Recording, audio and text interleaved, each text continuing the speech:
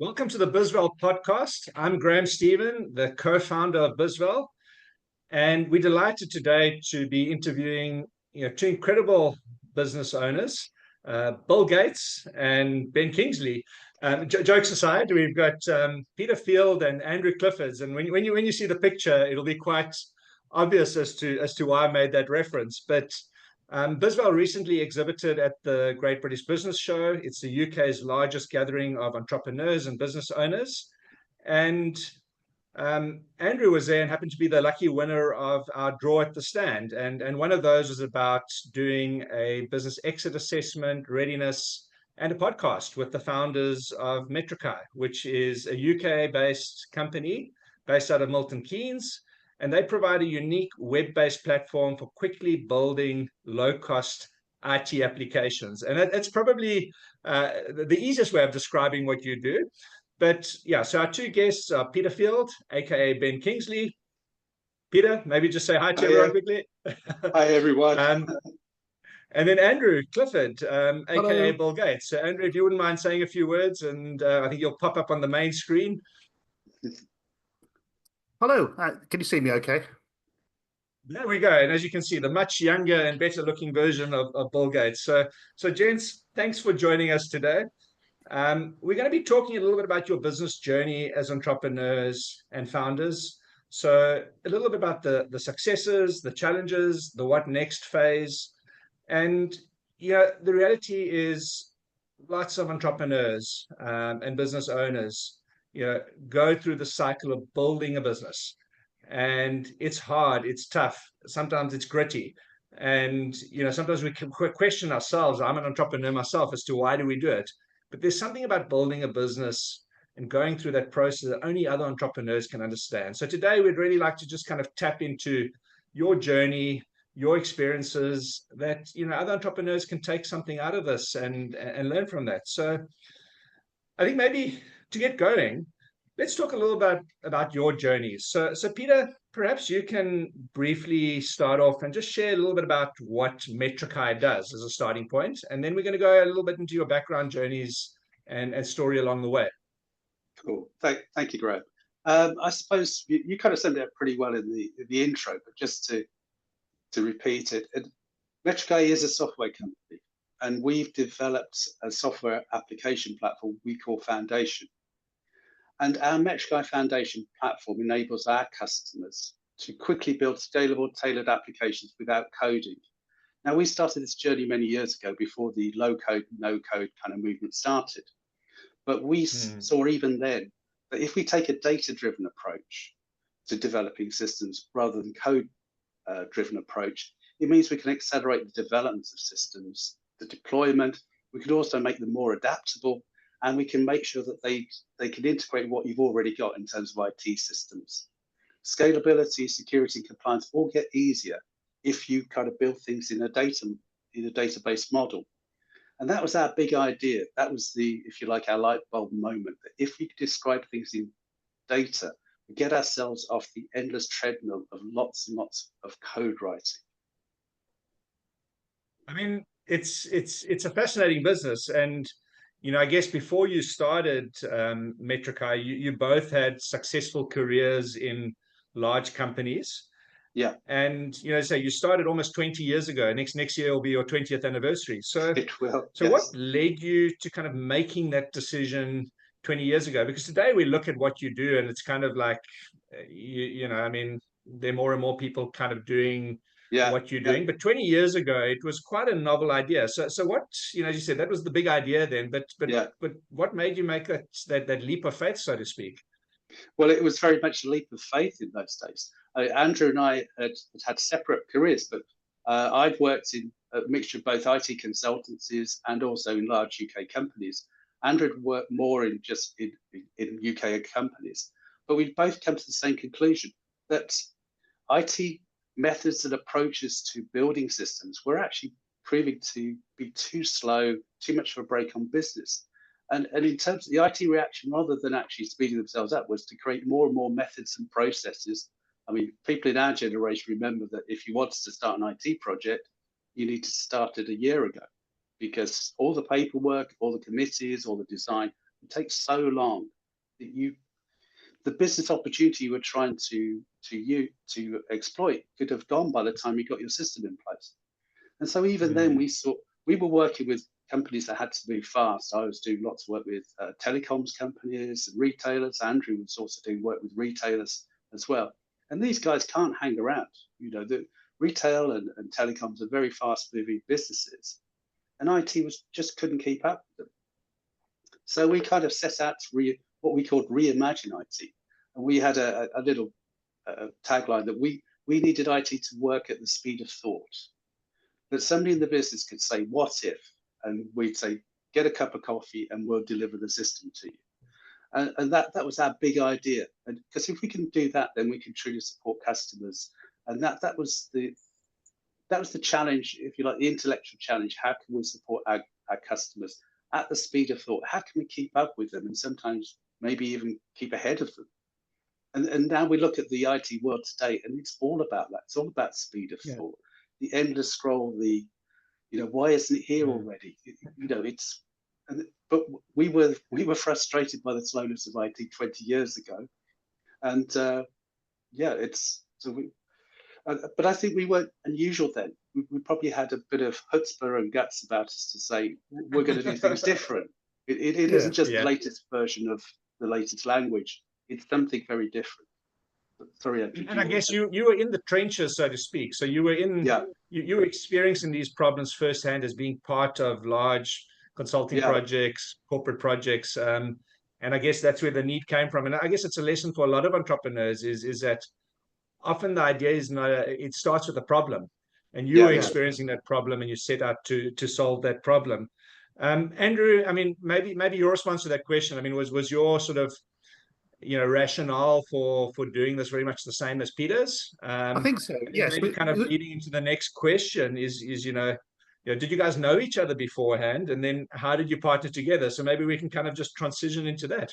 Yeah. I think we did. We very much shared that frustration. Peter, I'd been working in an organisation for quite a few years, and Peter came in to help rescue a big data project that I was working on, which was very good. But I think when we were working, we found that we are quite complementary people. We are at a technical level. Peter knows about data and databases. I know about software and joining things together. But I think more importantly, at a personality level, and I think anybody who sort of talks to us for a little while realizes this, that Peter's very much like the front man. He can go and engage with people quickly get buy-in from senior leaders. And I kind of follow on afterwards, looking at the detail. And I think that's actually been a successful partnership. We were doing that, 25 years ago. We've carried on doing that. And I think that's one of the reasons why we kind of, work together well. But I think going back to the question of why did we do this, I think we both shared that frustration and that vision. Looking at where we were both working, we could see what they were doing, putting a huge package or whatever that was just taking years and costing millions and millions and millions and delivering nothing. And why? We couldn't understand it. We understood the technologies as well as anybody or the business situation, but the whole approach and the whole way of looking at that technology was just completely wrong, really. So that's really the frustration, our shared frustration. We could see an opportunity. We weren't quite sure where the opportunity would go. It's took us quite a few years to work out the best technical approach, the best kind of set of ideas, but we knew there was something there that we had to pursue. 100%, and as you say, like you kind of know directionally where you want to go when you start out with a business, but you don't actually know where you're going to end up. And I would imagine that, if you look back over the last 20 years, a lot has changed, both in terms of what problem you were trying to solve. And I guess also in terms of the software development space, as we all know, even if you look back over the last 18 months, since the advent of ChatGPT and AI generated code and all of that. So if you take the last 18 months and you think how much has changed, but if you look over the last 20 years, how have you guys had to adapt and pivot both as a business and as individuals, I guess, to remain relevant and growing as a business? Yeah, it's a very interesting question because people look at it and say, oh, technology's changed hugely, but in IT, technology always changes. That's a constant. We started on Prestel systems and assembler going back far enough, and everything's been changing. We've unfortunately we've seen most of it.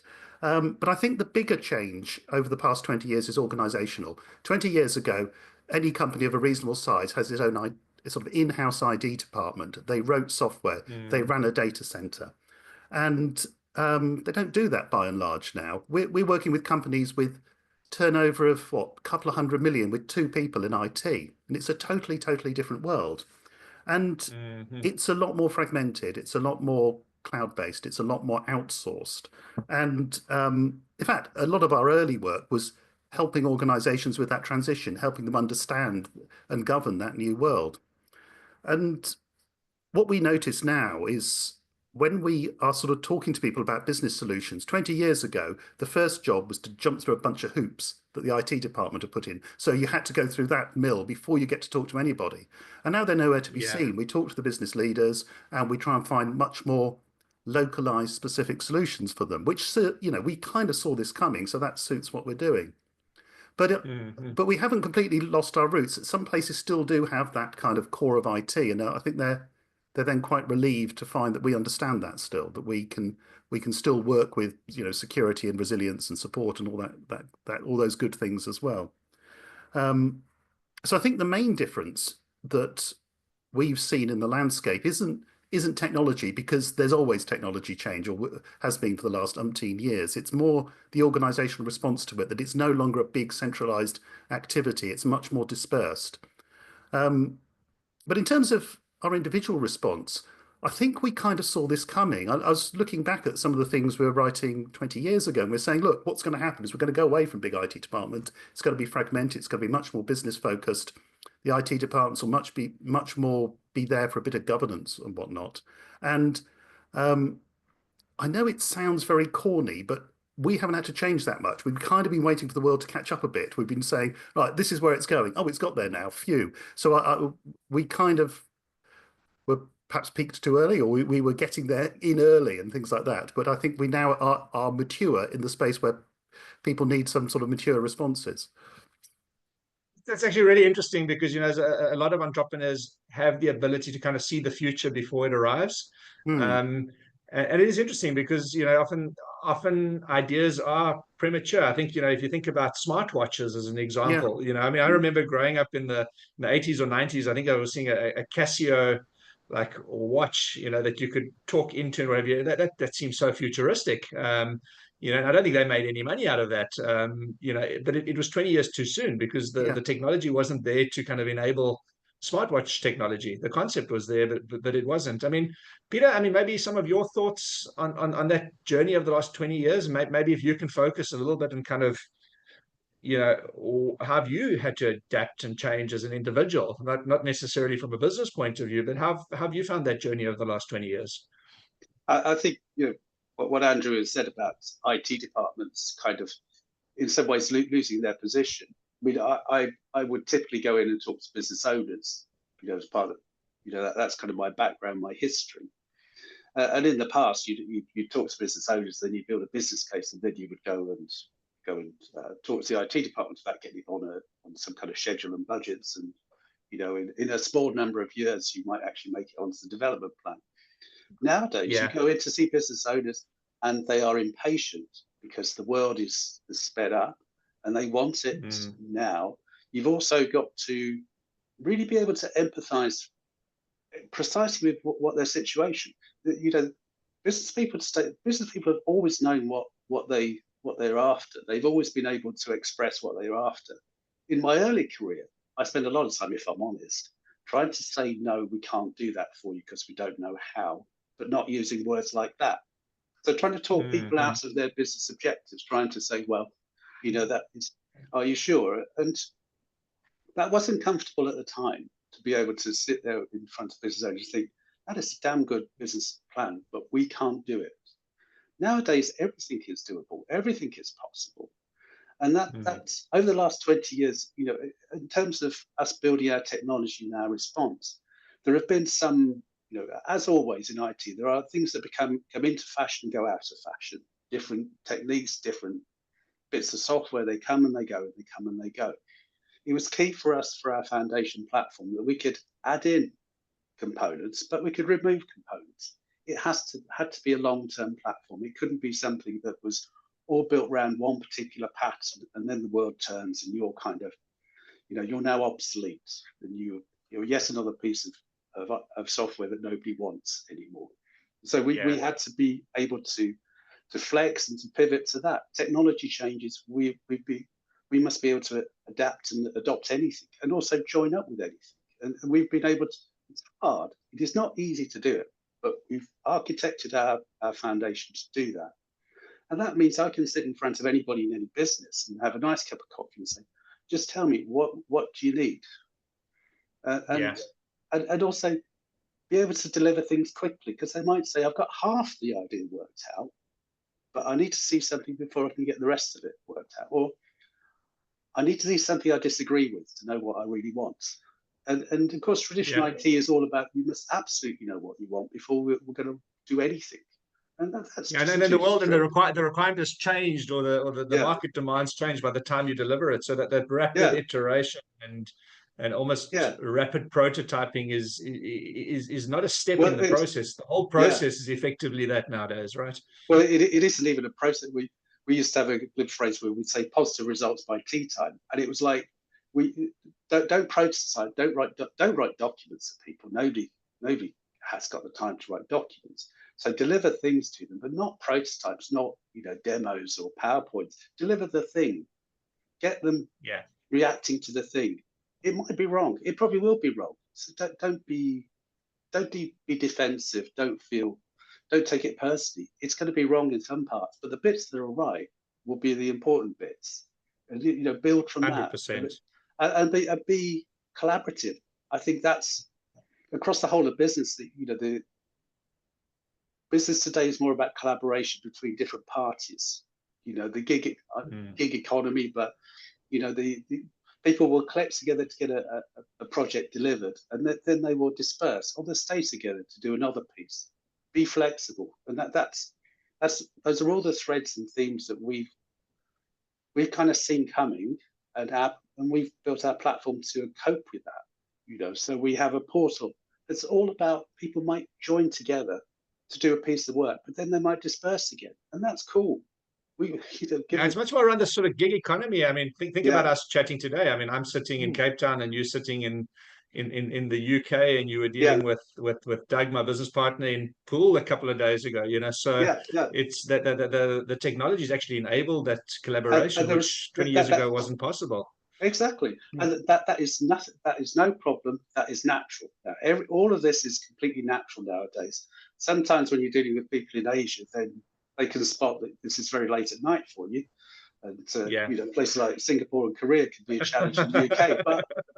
But apart from that, that is completely natural, and boy, is that powerful. You can share ideas with people. You can collect together and get to the right answer much quicker than you could in old days, and delivery of systems through the clouds, and where our application is available and used around the world.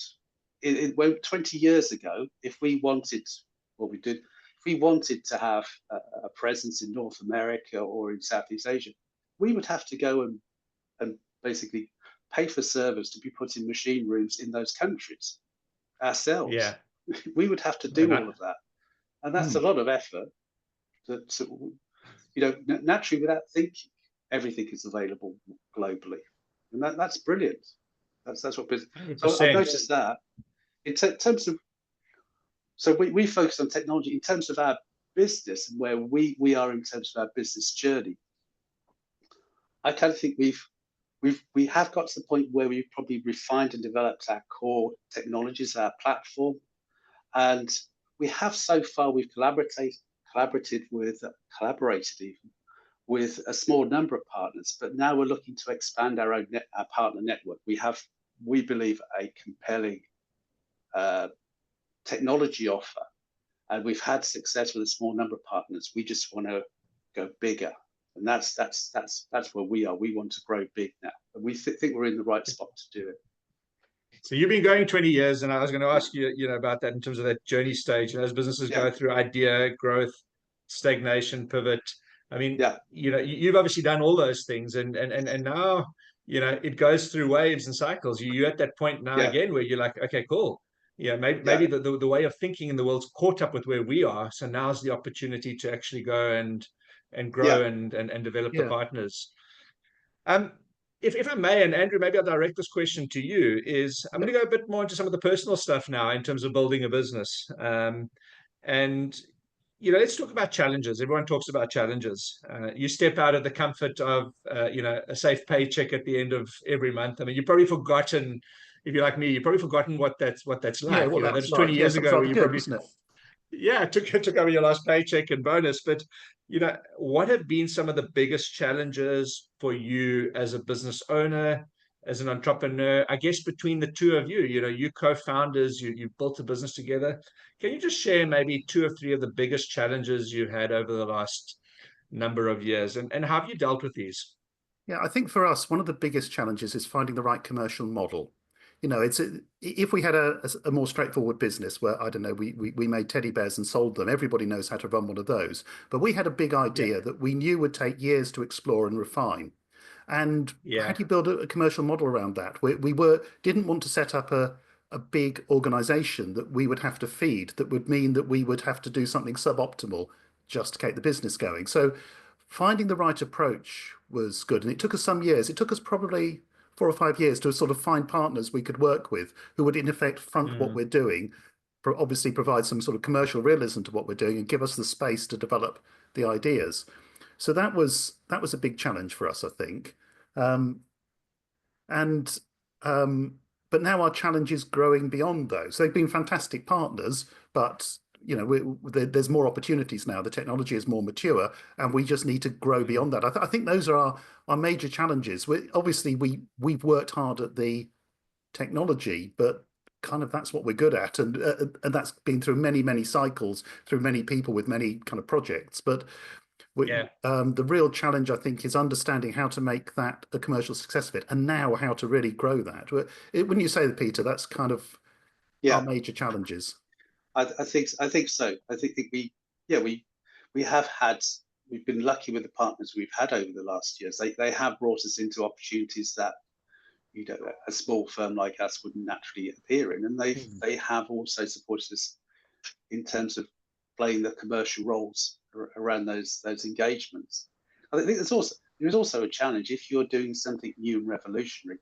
There will be those those days where you're working so hard at it, but there's nothing that you can bring to market yet. And software development is, it's like farmers, isn't it? You spend a lot of time investing your time in developing your ideas, and you can't bring it to market yet. And sometimes that's tough. Sometimes that is to get. But you need to have focus. You need to have the belief that when you get this to market, then that it is going to work. People will see it, and we've Yeah. had success. We wander in to see customers, and they kind of get us. And part of it is that we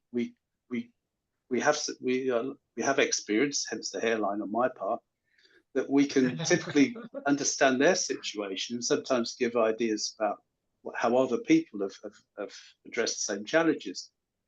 But also that we can deliver. You can make a promise, but we can deliver to the promise. We can tell them we can fix your problems, and then we come back and fix their problems as quickly as we promised. And then we support them. We don't deliver things and run away. One of my first jobs, we were building, we were an in-house development shop, and I was like a project leader. And every time they delivered software into the business, they'd all run back into their desk in the IT department. It was like, don't be there, be in the business. Everybody's using your Yeah. stuff the first. Wander around, ask people how they're getting on with it. Don't hide. The minute you hide, then people start, they think, oh, you're defending yourself. Be out there. And if there's criticism, get it now. Get it informally when people are probably a little bit more forgiving than hide away, and then they have to write official letters or something where he gets, just be there. If you got it wrong, fix it. And that's It's quite interesting because I mean you're in the IT space, and you think about IT, you think about machines, but actually a lot of that's just about the human engagement and yeah, engaging people and Absolutely, yeah. yeah, understanding their real problems. So have you guys ever had your doubts? So as I say, you've been going for 20 years, so yeah, clearly yeah. you've got through the hurdles of what have you. But have you ever doubted what you're Oh doing? And yeah, Peter, you spoke about sort of having to have belief. But I mean, Yeah. it's this constant tug of war, isn't it? I mean, what's your experience been? Yeah. Oh, Peter, or Well, never had a doubt in my life. Yeah, of course of course you have doubts. Of course you have doubts. And of course, it's in some ways that you're starting up your own business. I mean, Andrew and I, probably our careers at that point were like somewhere between 15 and 20 years. And I could look ahead and think I could do the same role I was doing, kind of rinse and repeat through, a number of companies till the end of my working life. But it wasn't, it might bring some money in. And of course, starting your own business, you do lose the paycheck. You have to create stuff yourself. But you don't have the control of your destiny. And what a moment that sticks in my head is in our early days when I was trying to get in to see people, and some guy, for no evil reasons, but every time I called him, he kept moving the meeting. And then I said to, I was talking to his PA, and I said, tell you what, he can ring me. Let him ring me. I don't have to chase him anymore. It's up to him. And also, wow, the liberation that if you've got people who are not quite getting you, you can stop talking to them. You're not working for somebody else who's saying, well, this is on my list, so you need to, you don't have control of your own destiny. And I think that is, for me personally, that was a great liberation. There are times in our business we've bootstrapped the business ourselves. And so we've done work with clients, and we've done consultancy engagements to bring money into the business, basically to fund the development. But we've known that that's what we were doing it for. It hasn't. So as an outsider, you might say, well, why did you do a bit of that work? Is that not diluting your product? No, we're doing that work to bring revenue into the business so that we can focus on the product. And it's kind of always balancing long-term growth versus actually filling the coffers to keep you going. Sorry, Andrew. Yeah, sorry about that. I mean, I think just to move on, and I kind of want to bring it to a wrap with some couple more questions. But we spoke about some of the challenges. But Andrew, I mean, maybe if you can just reflect on the last 20 years, what have been some of your biggest successes and achievements as business owners? If I had to kind of press you and ask you for one, maybe two, what are you most proud of? I think in building Metrici?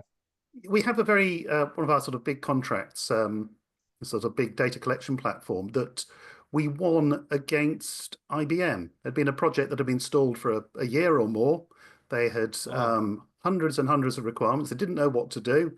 IBM couldn't do it. We walked in, got the business, and delivered the core of the system 2 weeks later. So we kind of proved commercially and technologically that we could kind of raise ahead of some very, very well-established players. So I think that's probably our, if I was going to pick one, that would be it.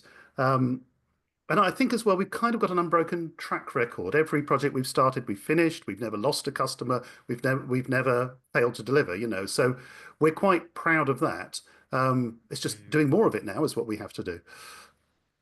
Yeah. So it's not one big win necessarily, but it's lots of consistently delivering, being proud of what you're actually delivering, and a quality product, and again, occasionally going up against the giants and beating them at their own game. So.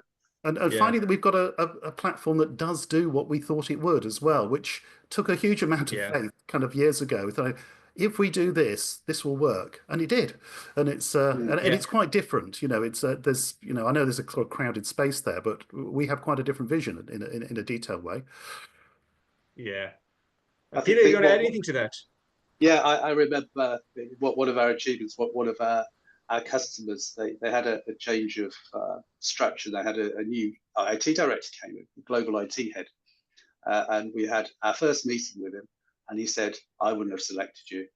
I would have." He said, "Just to let you know," he was very friendly. He said, "I wouldn't have selected you guys. You're not the kind of farmer." 6 months later, he was our biggest champion, and he said, "You are the only global system we have in this business." It was a worldwide business. "You're the only global system we have." He said, "I have no problems with you." It was like, wow, you've turned in 6 months. You've become a champion of ours. And I suppose the challenge is that people will challenge you. You're small, you're a new entrant. Yeah. But be confident, I think, is the thing. Be confident in your own abilities, and if you've got a vision, if you've got an idea, I think people gas up on your own confidence about it. And good people want you to succeed. I do believe that. You know, yeah, I think that's so true. You know, at the end of the day, you know, you will have your doubters, and if you can flip those doubters into being your advocates, I mean, they might seem like small wins, but it's just wonderful. I often say, you know, if a business, everybody's going to make mistakes. It's not the fact that you make mistakes; it's how do you deal with that. And often, you know, even from a customer service point of view, those breakdowns are what end up if you deal with those well, you end up having the customer who's complaining being the one who's your biggest advocate. And I think that's just a powerful lesson for all entrepreneurs is don't get knocked down by the sort of hardships. Think about how do you turn that around. And I think you explained that quite eloquently, Peter. I'm going to just wrap up with kind of some closing thoughts. And, you know, I want to ask each of you, what's the best bit of business advice that you've received over the years? And the second part to that question is, what advice would you give to, knowing what you know now after 20 years of building Metrici, what advice would you give to other aspiring business owners? I think the best bit of advice we've ever had is it takes a long time to be an overnight success.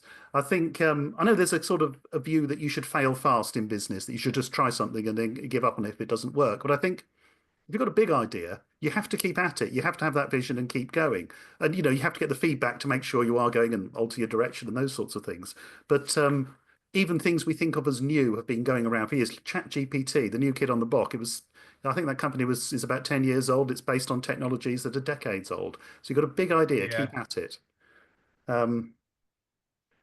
What about you, Peter? I think that was the sort of the main thing, isn't it?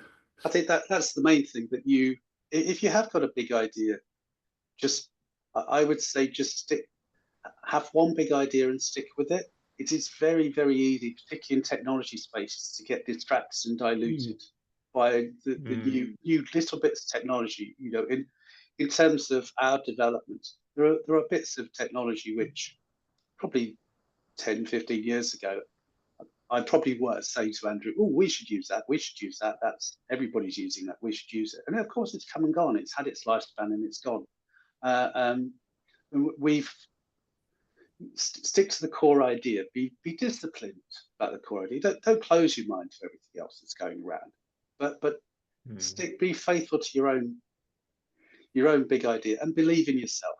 I think that's what will always get you through. Believe in yourself. I think a lot of people give up too soon on their ideas, you know, and as you say, like the big ideas are often quite enduring. I'll just share a quick anecdote from, you know, when I was at university in the 90s, you know, I remember a case study on General Electric talking about fuzzy logic washing machines.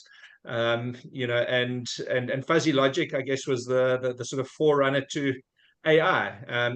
You know, and in principle, yeah, I'm sure there's a lot of nuances around it. I'm not going to trivialize it, but the idea of AI and fuzzy logic has been around for 30, 40, 50 years. You can probably go back to Alan Turing in the 40s and 50s. And this idea is now kind of evolved where the technology available has enabled those. So big ideas, as you say, take time to mature and evolve, and for the environment and the ecosystem to catch up to those ideas. And if you believe in it, you do have to stick it through. Any closing thoughts? I think everything. I'd say things have their moment as well, and I think sometimes people don't see the moment. You know, like we are absolutely convinced we are in a moment right now where our technology, our approach, how that feeds into everything else in the world, including AI, including all of this, we can see it all part of how it all meshes together beautifully for us, But say we were looking in a different direction, say we were looking the wrong way, and we miss this moment, then that would be a big shame. And I think you have to, as much as you have to keep your head down working at what you're working at, you have to lift your head up to see what the rest of the world is up to. And these moments will come. Everybody will get their moments, I think. 100%. Andrew, any closing thoughts from you? I mean, well, you know, actually, a word of advice or anything to share with our listeners? Well, actually, one thing I would like to say is a kind of a big thank you to yourselves at BizVal. We've got to where we had in our business, and we knew we need to do something, but we're not sure what. And we got this sort of won this consultancy package, and we weren't just being polite saying this is just what we needed at just the right time. It really is just what we need at just the right time. So I think we're beginning to learn how to focus, to grow our business, to move into a different phase, stop developing product, go out and sell the thing. So kind of a big thank you to yourselves for that. It's been a really, really good opportunity for us. Thank you. Thank you. And yeah, as I say, I mean, that means the world to us. Part of what we do is, as you say, is look into a business objectively from the outside and say, how does that, how does that business create more value? How does it create more value for, the owners and the founders, and how does it create more value for the people that it serves? So, thank you for sharing that. And, to both of you, Peter, Andrew, I think it's just been such a wonderful conversation getting into that journey of building a business, and just hearing your story along the way. So, I really appreciate your time, and we look forward to engaging with you further, maybe on a future podcast or even a live webinar. Yeah. And even in terms of your business, we're looking forward to the next 20 years to see where you go. Maybe by that stage you've lost your hair on the top and on the bottom, Peter. I might actually have grown some by then.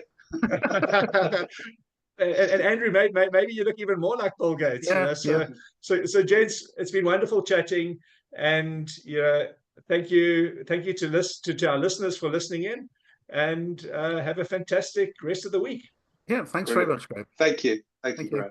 Bye now.